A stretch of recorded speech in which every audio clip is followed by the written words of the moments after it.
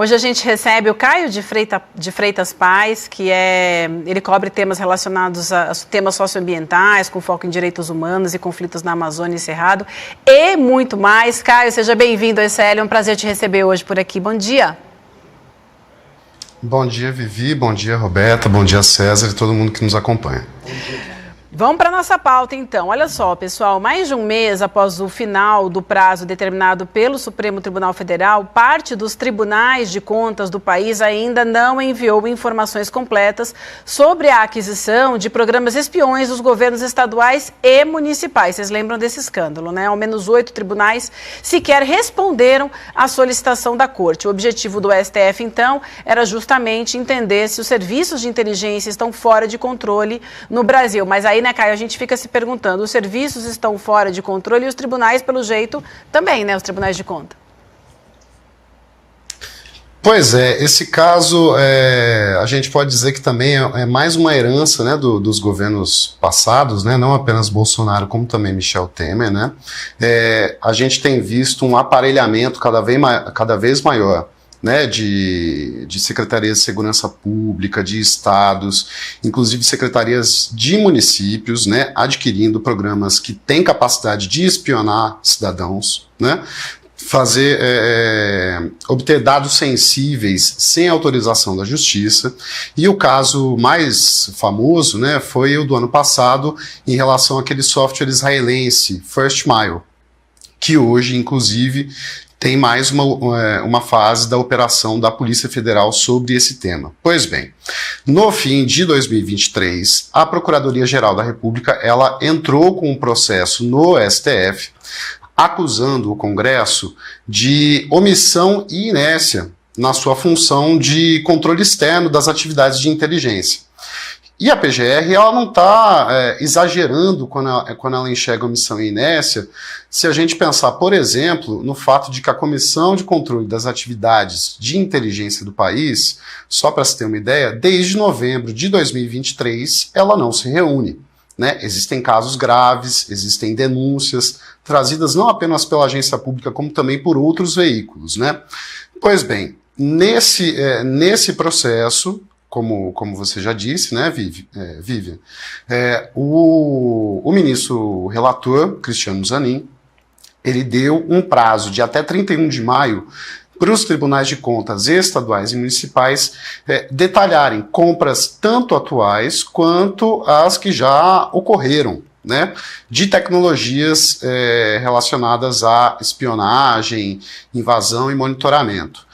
Nós acompanhamos o tema e a gente tinha algum palpite de que haveria algum problema na hora desses tribunais responderem. E não à toa foi o que a gente conseguiu confirmar, né? O caso mais gritante, né, entre as respostas, teve Tribunal de Contas Estadual que respondeu e teve tribunal que não respondeu até agora, né? O que a gente identificou como o caso mais gritante é o caso de Goiás. O Tribunal de Contas do Estado de Goiás, ele informou que não tramitou e não havia nenhuma compra, nenhum uso de programa espião por parte do Estado. Só que nós, em 2023, na época das primeiras operações da Polícia Federal sobre o caso First Mile, nós obtivemos um contrato de compra do governo Ronaldo Caiado, né, um aliado ferrenho do ex-presidente Jair Bolsonaro, de compra do mesmo software, do First Mile. Ou seja, tudo que está sendo revelado pela Polícia Federal, a Secretaria de Segurança Pública de Goiás, em resumo, a Polícia Militar de Goiás e a Polícia Civil de Goiás teriam a capacidade de fazer o mesmo tipo de espionagem. Eles detalharam para o STF que não adquiriram, né? Só que a gente tinha provas de que eles adquiriram. Outro caso que também nos chamou a atenção foi Santa Catarina.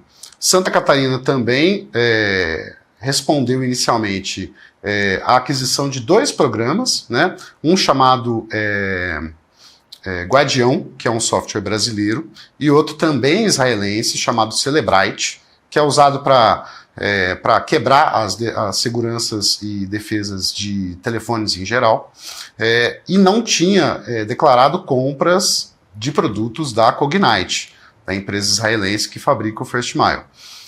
Em 2023, nós já tínhamos descoberto compras de 2017 até o momento de pelo menos 9 estados de tecnologias da Cognite. Santa Catarina foi um desses.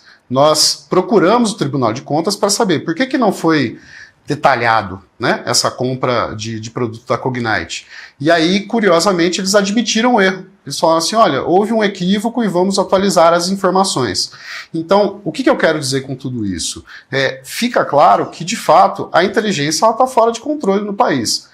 Os tribunais sequer respondem devidamente ao Supremo Tribunal Federal quando são conclamados a responder. Então, isso é um exemplo de como que existe um problema muito sério em andamento no país que não está sendo devidamente adereçado, digamos assim, pelas autoridades. E para amarrar, nessa mesma ação que está em curso no STF, nos chamou a atenção, a gente inclusive publicou isso também na agência pública, que a Advocacia Geral da União se uniu à Câmara dos Deputados para refutar as alegações da Procuradoria-Geral da República.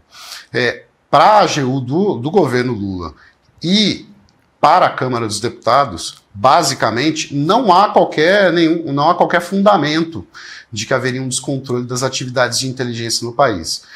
O que a gente tem visto a cada dia é que, sim, existe um descontrole das atividades de inteligência e todos nós estamos em risco, né? Eu acho que é muito importante destacar isso. Perfeito, Caio. Eu quero até pedir para a nossa audiência para acompanhar essa sua apuração e as reportagens que vocês estão fazendo lá na agência pública.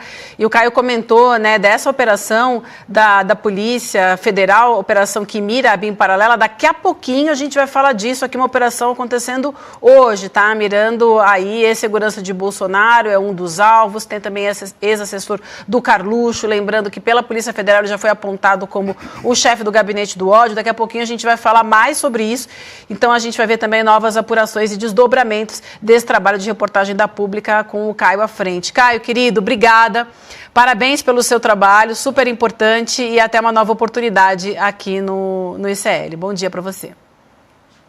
Obrigado, pessoal. Bom dia e bom programa para todos. Obrigada. Um abraço, querido.